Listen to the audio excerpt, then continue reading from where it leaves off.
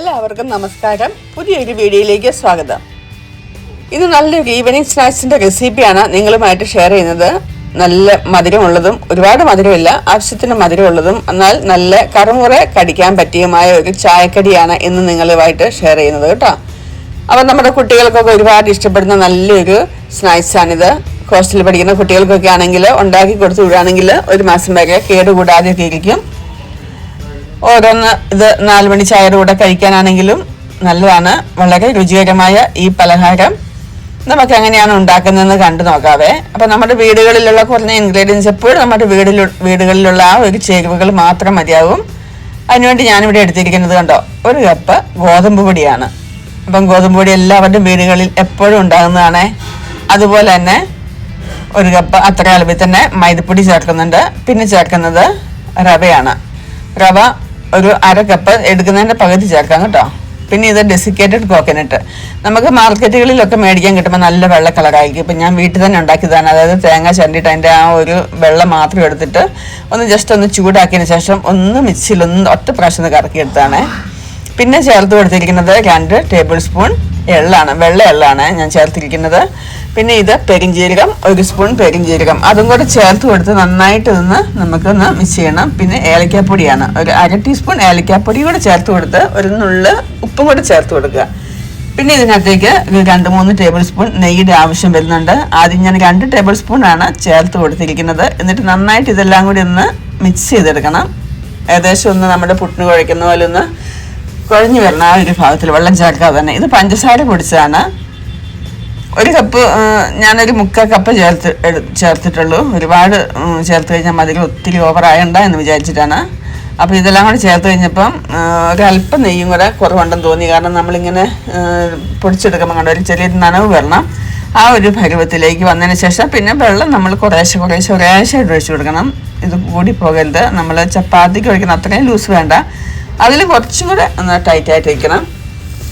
അപ്പം നമ്മൾ വെള്ളം ചേർക്കുമ്പോൾ സൂക്ഷിക്കണം. ഇത് കുറേശ്ശെയായിട്ട് ഒഴിച്ചു കൊടുത്തിട്ട് വേണം നനയ്ക്കാൻ. ഒറ്റയടിക്ക് വെള്ളം ഒഴിച്ചു കൊടുക്കരുത് കേട്ടോ. അപ്പോൾ ഇതുപോലത്തെ ഒരു കപ്പിന് ഏകദേശം ഒരു 1/2 കപ്പ് അടുത്ത് എനിക്ക് വെള്ളം ആവശ്യമായിട്ട് വന്നിട്ടുണ്ട്. പല പ്രാവശ്യമായിട്ട് കുറേശ്ശെ ഒഴിച്ചു കൊടുത്തതിന് ശേഷം ഇതുപോലെ നന്നായിട്ടൊന്ന് നമുക്ക് മിക്സ് ചെയ്ത് കുഴച്ചെടുക്കണം. നന്നായിട്ട് കുഴച്ചെടുത്തതിന് ശേഷം നമുക്കൊരു 10-15 മിനിറ്റ് സമയം റെസ്റ്റ് ചെയ്യാൻ വേണ്ടി ഇത് മാറ്റി വെക്കണം. അപ്പം വെള്ളം കൂടി പോകാതെ നമ്മൾ പ്രത്യേകം ശ്രദ്ധിക്കണം.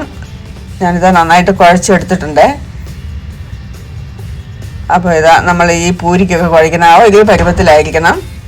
ഇപ്പം നന്നായിട്ട് നല്ല സോഫ്റ്റായിട്ട് വന്നിട്ടുണ്ട്. ഇനി നമുക്കിതൊരു 10-15 മിനിറ്റ് സമയത്ത് തന്നെ ഒന്ന് അടച്ചു വെച്ച് കൊടുക്കണം റെസ്റ്റ് ചെയ്യാൻ വേണ്ടി. ഒരു 15 മിനിറ്റിന് ശേഷം നമുക്കിതൊന്ന് എടുത്ത് ഇനി നമുക്ക് അടുത്തായിട്ട് ചെയ്യേണ്ടത് ചപ്പാത്തിയൊക്കെ പരത്തുന്ന പോലെ തന്നെ പരത്തിയെടുക്കാം. ഞാനിതൊരു 3 ഭാഗമായിട്ട് ഡിവൈഡ് ചെയ്തിട്ടുണ്ട്.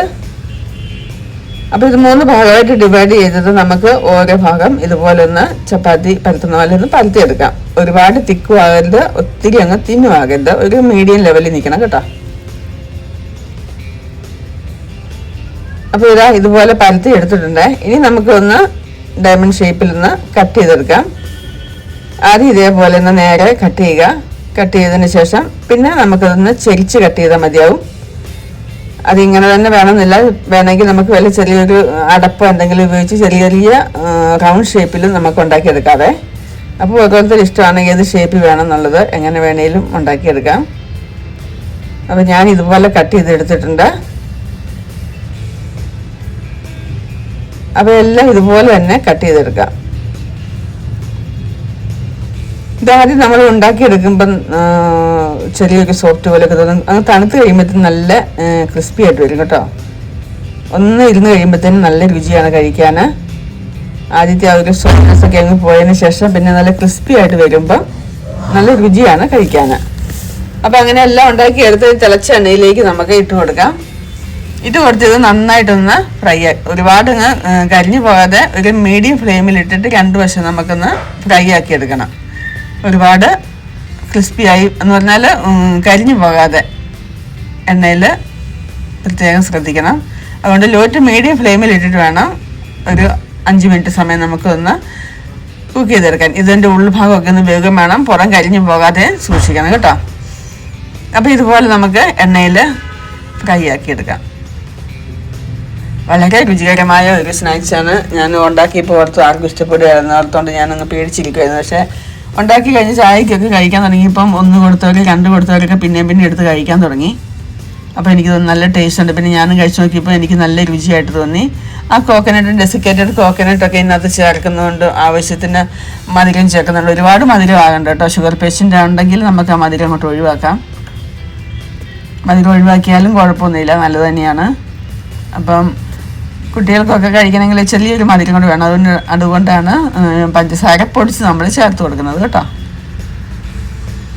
ഇതേ രീതിയിൽ എല്ലാം ഇതുപോലെ നമുക്ക് ഉണ്ടാക്കിയെടുക്കണം.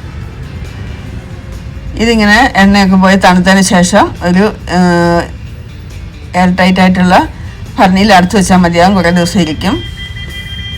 അപ്പോൾ എപ്പോഴും നമുക്ക് സ്നാക്സ് ഉണ്ടാക്കേണ്ട ഒരു ടെൻഷനില്ല.